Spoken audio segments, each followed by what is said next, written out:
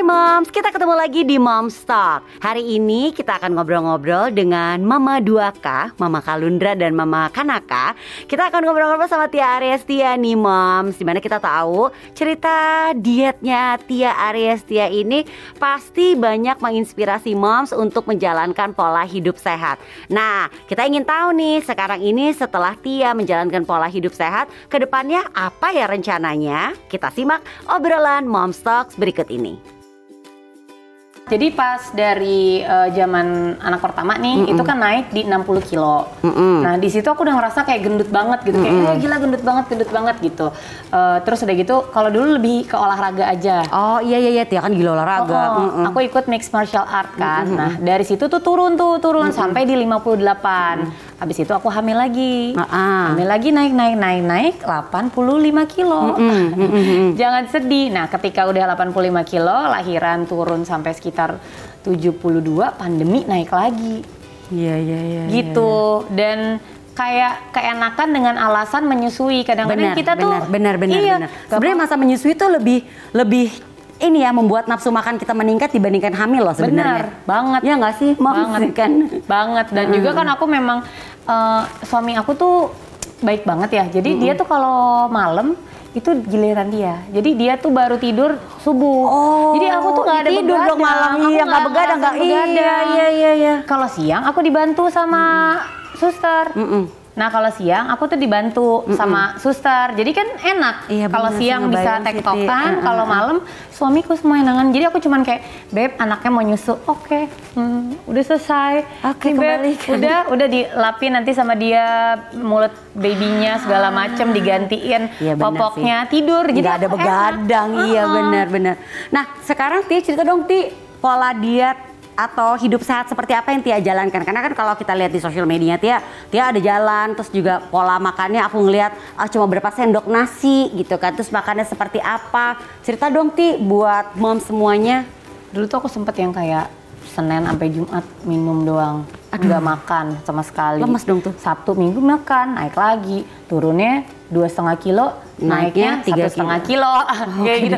Terus aja terus. Tapi akhirnya sampai aku udah kayak desperate banget, udah nggak ngerti lagi lah. Ya udah deh, pergilah aku ke dokter gizi. Nah di dokter gizi ini cuma disaranin sebenarnya 3 poin lah yang paling penting. 1, jalan 45 menit. Setiap hari nonstop, tanpa keringetan, tanpa capek, tanpa ngos-ngosan. Jalan santai jadi sebenarnya. Jalan santai, bukan mau membakar kalori. Nah yang kedua yaitu atur waktu makan, disiplin waktu makan. Kalian mau makan berapa kali? 5 kali? 6 kali? Serius Ti? Serius. Tapi on time, jadi jam berapa bangun tidur? Misalnya bangun tidur mau sarapan jam 8, ya udah jam 8 terus sarapannya. Habis itu jam makan berikutnya misalnya jam 10. Jam 10. Dari jam 8 ke jam 10 nggak boleh ada makanan? Enggak. Minum boleh. Oke. Teh, kopi sama air putih boleh bebas. Nggak pakai gula? Nggak pakai gula. Kalau mau pakai gula diet. Oke. Terus habis itu yang ketiga, atur pola makannya. Jadi nggak pakai minyak, tepung, gula sama santan. Nggak pakai minyak, tepung sama santan. Iya. Bingung ya pasti makan apa gitu.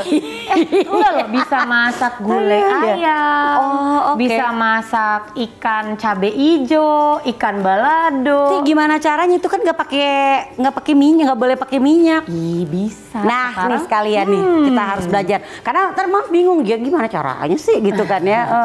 Bisa. Jadi sebenarnya kan sekarang kan udah ada teflon yang anti lengket. Mau masak ikan bakar pakai kecap boleh, kecapin aja, tinggal dibakar-bakar, kecapin lagi, pakai bumbu kecap cabai enak banget. Garam boleh? Garam boleh. Oke. Garam tuh ada 2 tipe. Jadi kalau misalkan dietnya untuk yang tensinya biasa-biasa aja itu garam boleh bebas. Tapi kalau tensinya yang tinggi, jangan ya dikurangi. Itu harus dikurangi gitu. Atau pas masak nggak pakai garam. Oke. Tia tuh pakai dokter juga kan Ti? Dokter. Jadi apa yang aku lakukan itu berdasarkan dokter gitu. Atas petunjuk dan bimbingan dokter gitu ya. Betul gitu. Jadi dilihat sama dokter juga gitu. Oke, dan kontrol terus selalu per 2 minggu sekali harus kontrol. Oke. Total dari selama berapa bulan Tia berhasil menurunkan berat badan berapa Ti? Yang paling the bestnya itu adalah di hampir 4 bulan pertama tuh aku udah mau turun hampir 24 kilo. Wow. Gitu. 4 bulan, hampir 4 bulan. Tapi kesininya, turunnya udah susah. 2 minggu setengah kilo juga belum tentu. Karena kan memang udah berat badannya udah ideal sebenarnya. Jadi mau diturunin juga gimana gitu. Iya. Nanti jadi 2 kilo kalau turun terus. Benar jangan dong ya. Tapi Ti akan balik lagi menjalankan olahraga nggak? Sekarang kan sebenarnya udah lebih longgar dong, ya kan? Udah nggak seperti program yang awal dong dietnya. Akan balik lagi nggak Tia menjadi, balik lagi nih ke taekwondo nih? Harus, kemarin tuh udah coba-coba cuman kayak stretching aja gitu. Nah, sebenarnya goalsnya itu kalau misalkan waktu nurunin berat badan, memang dokter aku nyaranin tanpa olahraga supaya penurunan berat badannya cepat. Tapi kalau pada saat pembentukan, ini kan kalau udah turun berat badan 25 kilo, atau ada yang turun 30 kilo, atau ada yang 60 kilo, jangan harap badan kalian akan kenceng. Iyalah. Kayak orang yang olahraga maraton gitu, nggak mungkin kan. Jadi olahraganya sekarang baru pelan-pelan, bentar lagi nih. Oke. Dan untuk pola makan sendiri, Tia juga menjalankan yang healthy lifestyle juga kan? Olahraga pelan-pelan udah nih. Pola makannya gimana Ti? Tetap tanpa gula, tanpa minyak, dan tanpa apalagi gula, santan, tepung. Tetap. Mungkin enggak se-straight itu. Aku tetap ada makanan yang seperti itu, tapi ada beberapa kali makan yang biasa kayak gitu. Cuman kan itu masuk ke masa, jadi setelah kita penurunan berat badan ada masa namanya maintenance, Kak. Iya betul. Nah, nanti masa maintenance ini aku belum masuk. Oke. Kalau udah masuk maintenance baru aku biasa makan biasa. Cuman kan aku beberapa kali rest ya. Dengan kebiasaan aku makan yang sehat-sehat, itu makan yang itu tuh udah enggak pengen gitu, kayak makannya aku lihat liburan. Minyaknya gimana tuh? Minyaknya ini banget sih, nggak enak gitu. Terus udah gitu kayak ini mah gulanya ini banget, kencang banget, enggak. Jadi lebih pesan sensitif es tawar deh gitu. Jadi lebih sensitif ya. Jadi sekarang dia nerusin nih healthy lifestyle-nya ya? Masih nerusin, dan emang enak. Jadi rest pun kayak bilang, dok, udah deh mau kontrol lagi deh dok, capek udah nih makan yang bebas-bebas terus gitu. Satu, boros. Secara aplikasi ojek online kan belanja terus kan, itu udah cut tuh Ti. Jadi irit banget. Ini sambil mengarah ke pertanyaan yang berikutnya. Kita tahu dari kalau kita lagi menjalankan program diet, yang paling nggak enak adalah nggak jajannya itu tuh, nggak ngemilnya itu tuh. Itu dialami juga dong sama Tia? Jadi dari 5 atau 6 kali waktu makan, biasanya tuh ada 3 kali waktu ngemil. Oh ada? Ya, jadi 2 kali tuh makan besar, 3 kali tuh waktu ngemil. Dan ini bisa disesuaikan banget, kayak mau ngemilnya apa? Roti gandum, atau buah, atau susu. Nah, kalau susu itu biasanya jadi pilihan buat yang suka ngopi. Oh iya. Jadi susunya cari yang low fat dicampur dengan kopi americano. Itu kamu ngopi kan? Pakai gula diet. Jadi kopi kekinian. Nggak masalah. Sama aja. Sama, enak banget kok. Itu luar biasa loh Mams. Kita juga jadi bisa berhemat kayak Tia bilang. Nggak ada lagi tuh kita pesan-pesan bolak-balik yang makanan gitu. Udah nggak ya? Iya banget gitu. Biasanya kan langsung isi pulsa terus kan buat top up belanja terus ya. Makanya ini enggak gitu. Dukanya dari menjalankan diet ini apa sih Ti sebenarnya? Kalau sukanya sih aku tahu pasti lebih banyak. Kita ngelihat kita bisa achieve body goals kita tuh kan itu buat ibu-ibu tuh achievement loh. Ya kan bisa meraih bisa sampai ya. Tapi dukanya apa Ti? Dukanya ya paling ya nggak bisa kayak makan ini makan itu aja sih sebenarnya. Biasanya kan kalau misalnya kita ke restoran apa segala macam, ini selalu dengan bekal gitu. Kayak di sini kan ini banyak makanan, ya kan? Iya. Ya aku makan tuh bekal aku. Oh luar biasa, disiplin jadi sebenarnya juga kan, mengajarkan kita juga jadi lebih disiplin ya. Iya, dan beberapa orang juga suka banyak yang malu, malu kalau bawa bekal kan. Cuman karena sekarang udah banyak yang bergaya hidup seperti ini, jadi kayak nggak usah malu lagi gitu. Oke, Ti.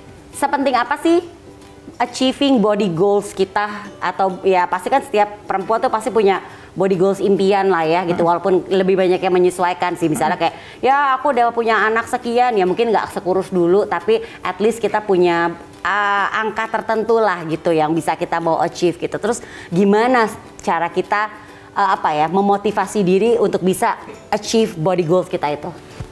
Pokoknya kalau aku bilang, kalau kita mau achieve body goals itu jangan semata-mata tuh ngelihat ketimbangan. Pengen turunin atau pengen kayak bodinya kayak siapa gitu, karena kan tiap orang tuh punya badan yang beda-beda. Iya, betul. Kalau aku bilang sih nomor 1 itu harus mentingin kesehatan.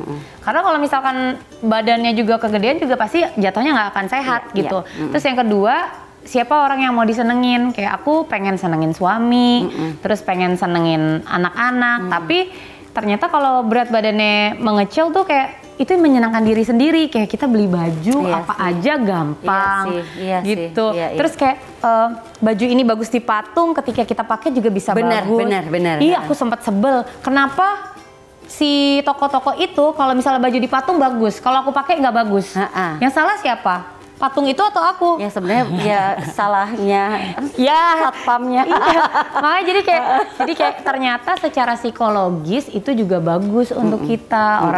Orang ngelihat kita juga enak dipandang mata, suami juga jadi enak, dan kitanya juga jadi lebih nyaman. Mau pakai baju tuh tiap ngambil baju di lemari tuh nggak berantem dulu. Iya benar. Dan perasaan lebih ke happy buat diri sendiri dulu sih. Bisa cepet gitu milih baju, ini cocok, ini cocok. Kalau pas zaman gede kan pas ini, aduh perutnya nutupinnya kayak gimana? Oke, pakai outer ya kan. Aduh tapi celana ini bikin aku kelihatan gendut, ya ribet kan? Jadinya, iya bener. Gitu. Terus mau pakai sepatu hak tinggi, nanti aku jatuh keserimpet. Iya. Kalau sekarang nih ada batu-batu, pakai sepatu kayak gini bisa, tinggal jinjit. Bener. Tapi ini healthy lifestyle yang Tia jalankan diterapkan juga nggak buat suami dan anak-anak? Karena kan ini benar-benar sehat loh, kita tuh mengurangi minyak, mengurangi gula, ya kan? Itu something yang sebenarnya juga bermanfaat untuk suami. Ya, mungkin kalau anak-anak kan tetap masih membutuhkan gula dan garam ya, dan santan ya. Tapi masa kan dikurangin juga sebenarnya nggak apa-apa ya? Kalau anak-anak aku memang sebenarnya gula dan garam nggak terlalu dari kecil. Memang udah dibiasakan gitu. Cuman kalau aku lebih ke itu loh, kopi-kopi kekinian tuh emang the best sih. Iya bener. Boba-bobaan itu tuh memang the best kan sekarang lagi kekinian banget gitu. Nah kalau suami juga kemarin dia tuh ada hipertensi dan juga kolesterolnya tinggi. Jadi ketika ngelihat aku turun berat badan banyak, nah suami aku tuh tipenya yang kayak ngikutin gitu. Jadi kayak kalau misalkan istri gue kurusan nih, aduh gue nggak mau deh kelihatan kayak om-om gitu. Cakep bener. Dia langsung sendiri gitu, kayak ngurangin makan. Jadi dia mulai dari nasinya yang biasanya secentung, palingan dia makan nasinya kayak 3 sendok. Jadi sama kita. Cuman kalau dia nggak makan yang nggak minyak, nggak tepung, nggak santan, itunya tetap jalannya. Jadi tapi berkurang dikit. Ini lumayan ya, memotivasi seluruh anggota keluarga jadinya. Oke, perubahannya tentunya kalau dari fisik udah ketahuan. Apalagi yang Tia rasain setelah mendapatkan body goals yang Tia impikan? Bisa jalan cepet. Bener loh. Aku jalan nih, tiba-tiba kok kenapa orang-orang di belakang jalannya lama banget gitu kan. Mbak Tia semenjak kurus jalannya cepet banget. Dan ternyata waktu pas aku badannya gede banget, itu jalan aku tuh kayaknya sampai pada bilang gitu kayak udah jalannya lama, takut keringetan, karena kan jadi lebih gampang keringetan kan. Itu satu. Jadi aku sekarang bisa lari-lari sama anak-anak, bisa manjat pohon sama anak-anak. Iya, aku siapin pohon di depan itu buat manjat supaya mereka bisa tetap aktivitas yang bebas gitu. Terus bisa main mobil-mobilan sama anak-anak, bisa naik gitu. Alhamdulillah. Iya sih, benar.